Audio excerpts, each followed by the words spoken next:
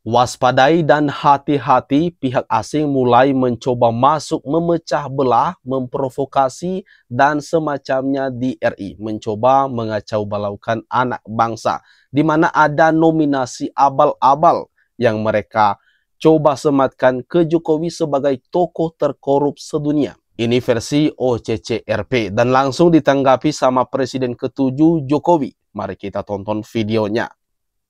Terkorup apa gitu.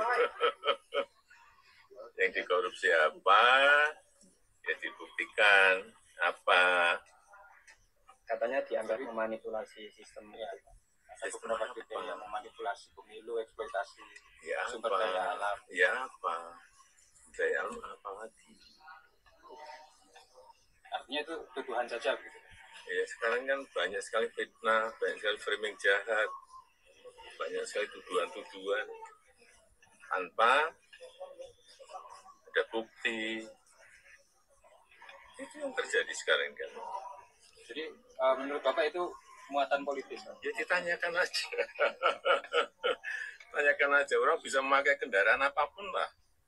Bisa pakai NGO, bisa pakai partai, bisa pakai ormas untuk menuduh, untuk membuat framing jahat, membuat tujuan jahat seperti itu. Ya.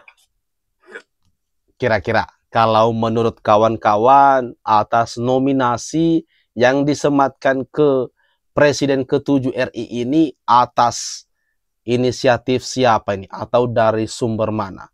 Kalau menurut saya ini ada dua sumber atau ada dua yang kemungkinan besar ini kenapa bisa terjadi disematkan tokoh terkorup sedunia ini ke Presiden ke-7 Jokowi. Ada yang dari dalam negeri. Kalau kita perhatikan, di beberapa bulan terakhir, situasi politik atau suhu politik di tanah air cukup memanas. Ini tak bisa dipungkiri antara Jokowi dan PDIP yang semakin memanas seusai puncaknya adalah Jokowi ketika dipecat sebagai kader PDIP. Kedua, ini dikarenakan kebencian pihak asing yang notabene kan di mana 2 periode Pak Jokowi ini memimpin RI. Ini tidak bisa disetir sama sekali sama pihak asing. Ini Pak Jokowi berani melawan, bahkan dengan terang-terangan membangkang ke pihak asing. Dan inilah Indonesia. Tidak boleh didikte sama sekali. Sedangkan kalau kita lansir dari suara.com yang diberi judul nama Jokowi jadi finalis, tokoh paling korup versi OCCRP, Gus Yahya bagian dari kampanye politik. Entah benar atau tidak ini, tetapi ini dari pandangan seorang Gus Yahya. Mari kita baca bersama isi beritanya.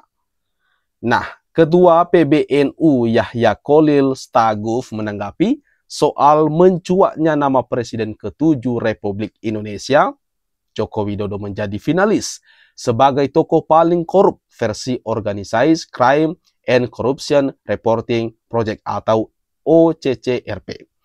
Pria yang akrab disapa Gus Yahya ini justru malah mempertanyakan kredibilitas dari NGO yang merilis hasil survei tersebut. Kita juga nggak tahu apakah ini cukup kredibel atau enggak, kata Yahya di gedung PBNU Jakarta Pusat pada Jumat yang lalu 3 Januari 2025. Yahya mempertanyakan soal indikator-indikator yang digunakan oleh OCCRP. Terkecuali hasil tersebut datang dari Lembaga Pengadilan Nasional yang memang sudah terbukti keabsahannya. Kalau yang menetapkannya misalnya lembaga tribunal, misalnya pengadilan, apakah pengadilan internasional atau apa soal lain, tapi ini NGO ya. Saya juga baru dengar ada OCCRP. Baru kali ini saya dengar ya, di Belanda kan banyak yang begitu, jelas Yahya. Secara pribadi, Yahya curiga jika hasil survei ini merupakan bagian dari kampanye politik secara terselubung yang dipesan oleh pihak tertentu.